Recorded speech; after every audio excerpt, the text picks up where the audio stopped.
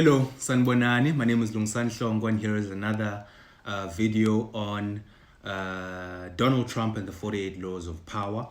And what I want to do or say before I get into the law that we're going to be discussing today is to sort of unpack the reason why it's important for one to study power, to understand power, and to develop the skills to attain power, because there's people that feel as though the idea of power is inherently evil, and should not be sought after and should not be studied in any way, shape, fashion, or form.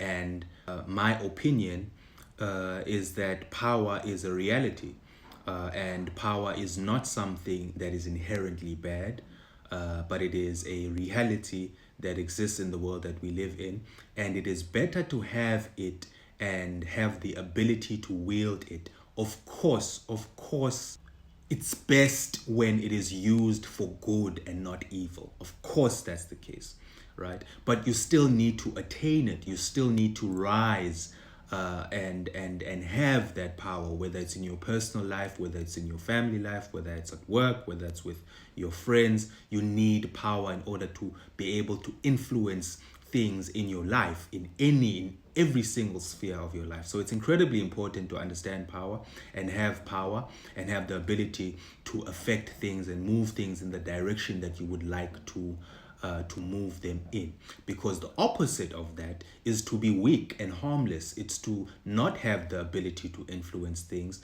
to not be respected, to not be regarded, to not be listened to not be heard, to not have the ability to persuade, to not have the ability to affect change in any way, and to be at the mercy of those that are around you.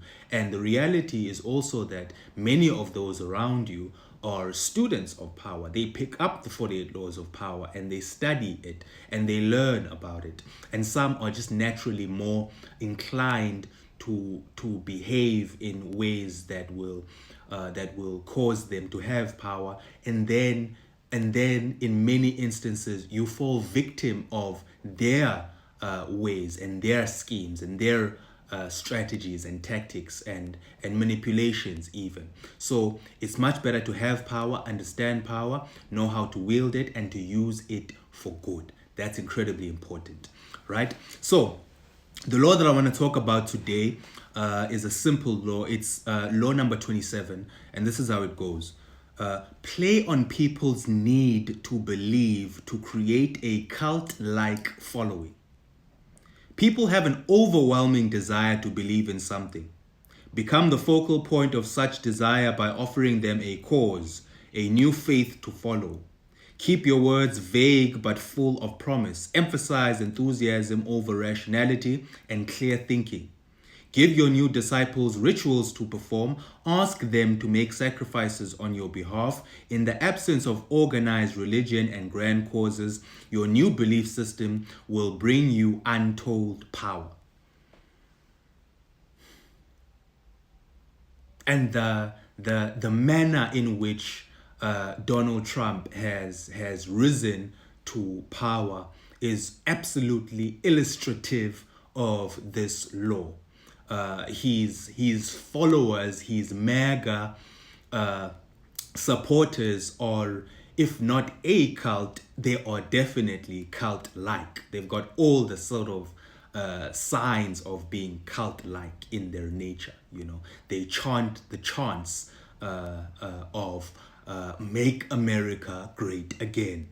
You know, they use the ideas of asking the people to make sacrifices. You know, supporters and billionaires all make sacrifices, financial sacrifices, for the cause to attain this goal that they have, this cause that is not entirely precise in terms of the details of it, but just captures the imagination of the masses to say that make America great again. So that is the law number 27. And of course, these are not laws that you necessarily use all of them, you know.